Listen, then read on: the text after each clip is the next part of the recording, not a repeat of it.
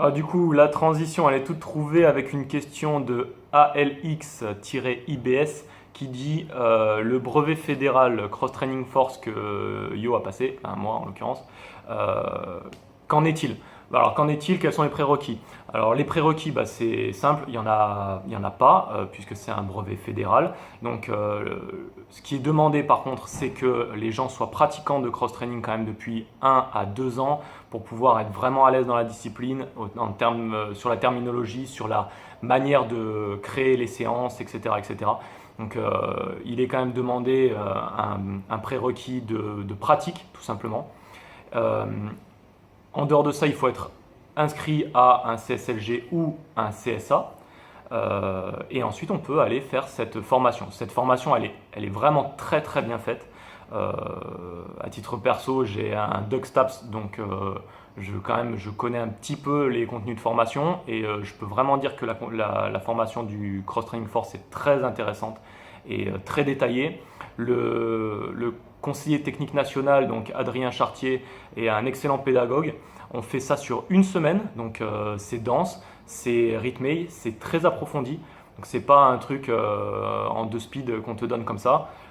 C'est vraiment poussé. Le niveau est sympa en plus. Les gens sur place sont vraiment très très partie prenante de la discipline, donc c'est vraiment intéressant. À partir de là, après c'est donc une semaine, du lundi au vendredi, 8 heures par jour, tous les jours, avec de la pratique de la théorique. Vous avez également la prophylaxie du sport, vous avez également la partie des étirements, vous avez les automassages par rapport la facilité de mobilité que ça va donner avec les fascias, vous avez de la mobilisation tractée, vous avez la partie purement technique, vous avez la partie pédagogique. Donc c'est vraiment très très très intéressant. Et ensuite c'est une formation qui est qualifiante puisqu'elle est reconnue par la Fédération française de force athlétique et la Fédération des clubs de la défense. Donc vous avez 2 fédérations, le tout sous ministère de la jeunesse et des sports. C'est vraiment une formation qui est au top et on recommande de la faire, donc il n'y a pas de souci. Et le CTN en plus est vraiment comme ça. Alors, donc c'est la 6e question. Donc 6e question, euh, allez-vous ouvrir un YouTube par Vince33? Est-ce qu'on va ouvrir une chaîne YouTube? Alors ça c'est une très bonne question. Et Vince, tu auras la réponse à la fin de la semaine sans doute. Alors la dernière question, donc quelle différence entre votre méthode et les autres méthodes? Alors c'est assez simple, nous on a fait beaucoup de méthodes, que ce soit Benji, que ce soit Claire, que ce soit Hélène ou moi-même, des méthodes on en a testé, que ce soit des méthodes Freeletics, que ce soit la méthode Lafay, que ce soit du CrossOps, que ce soit etc. etc., etc. Et en fait, on a voulu voir ce qui nous manquait par rapport à nos besoins, que ce soit sur le terrain, dans un aspect purement opérationnel, ou même pour nous-mêmes. Qu'est-ce qui nous manquait? Ben, il manquait les anses aquatiques, ça c'est une certitude. Parce que les anses aquatiques, on parle vraiment de nager. On ne parle pas de faire 25 mètres, sortir, faire 10 pompes, faire 25 mètres. Ça, pour moi, c'est pas nager. Nager, c'est apprendre à nager. C'est avoir une vraie aisance. Et à la suite de ça, on pourra y intégrer du circuit training en plus de la partie nage. Mais parce qu'on a une vraie maîtrise de la nage. On est capable de nager sur des distances. Et on est aussi capable de maîtriser son apnée. Ensuite, il y avait la partie course à pied. Il y a des méthodes comme ça où on se retrouvait avec 45 minutes run. 45 minutes run, ça veut rien dire. Ça veut tout dire et rien dire. Moi, peut-être que pendant 45 minutes, je vais courir à 4,45 au 1000. Et puis un tel, il va courir à 4,30 au 1000. Et un tel, il va courir à 5,10 au 1000. Quel est le rapport à la chose? Personne n'en sait rien. 45 minutes, c'est quoi? C'est du fractionné.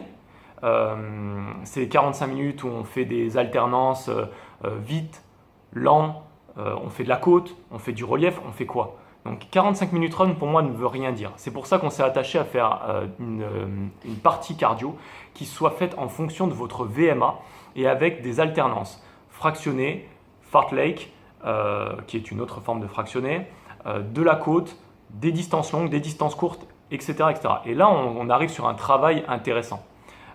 Ensuite, on y a ajouté la musculation. Pourquoi la musculation? Une journée par semaine, en full body, parce que tout simplement, on ne peut pas demander au corps de progresser facilement, etc., d'être dans une bonne optique d'évolution, si on ne renforce pas toutes les chaînes musculaires qui sont en lien direct avec le cross-training. C'est pas possible. Il y a un moment où il faut que ce soit complémentaire.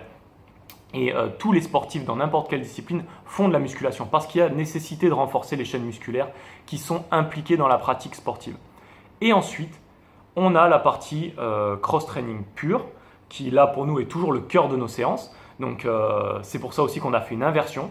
On a mis le cardio avant, ensuite on a mis le cross-training et ensuite on a mis la force. Pourquoi? Pour une raison simple, c'est qu'on veut impérativement que vous arriviez sur la partie circuit training à fond, que vous soyez au taquet, que vous puissiez faire les meilleurs scores possibles pour pas que vous ayez de frustration. Ensuite, vous pouvez prendre 10 minutes, vous pouvez prendre un quart d'heure de récupération et passer sur la partie force une fois que le système nerveux central est revenu à un niveau bas et que vous êtes en capacité de faire votre meilleure performance possible. Mais la force, c'est quelque chose qui puise énormément d'énergie. Si on le met avant le circuit training, forcément vous allez arriver au circuit training avec moins de capacité. Et ce n'est pas notre intérêt parce qu'on veut vraiment que vous soyez à fond dans ce pourquoi vous êtes engagé avec la méthode Cross-Gen, c'est-à-dire du circuit training. Voilà, donc la différence avec les autres, elle est là pour nous. Et c'est effectivement ce qui nous différencie des autres méthodes, cette complémentarité dans la recherche athlétique globale. Et en plus, on y a intégré la nutrition. Ce n'est pas quelque chose que vous devez avoir à part ou vous acheter à part. La nutrition, pour nous, ça fait partie du package parce que la nutrition, c'est une chose essentielle dans votre activité sportive et donc, on vous l'a intégré directement dans la méthode. Voilà déjà la grosse différence en termes purement sportifs. La deuxième différence, c'est qu'on est en association et que cette association, elle parraine une association caritative en plus. Donc, on a une action caritative en plus du reste. Donc ça, c'est le deuxième gros point. Effectivement, cet aspect caritatif de cohésion et puis d'entraide finalement à travers le sport. Et je fais un petit retour sur notre méthode. Également, on ne met pas de charge fixe. C'est-à-dire qu'on ne va pas vous dire vous allez avoir telle charge tel jour pour tel entraînement. Pour nous, ce n'est pas possible. De par votre rythme de vie, de par votre fatigue, quand vous allez prendre chez nous un programme de 10 semaines, il y a un jour où vous n'aurez pas la pêche parce que vous avez mal dormi, parce que vous avez peut-être mal mangé, parce qu'il y a plein de facteurs qui vont rentrer en ligne de compte. Et là, ce jour-là, vous allez faire une contre-performance. Si on vous donne un poids fixe, vous allez être frustré et ce n'est pas du tout notre intention.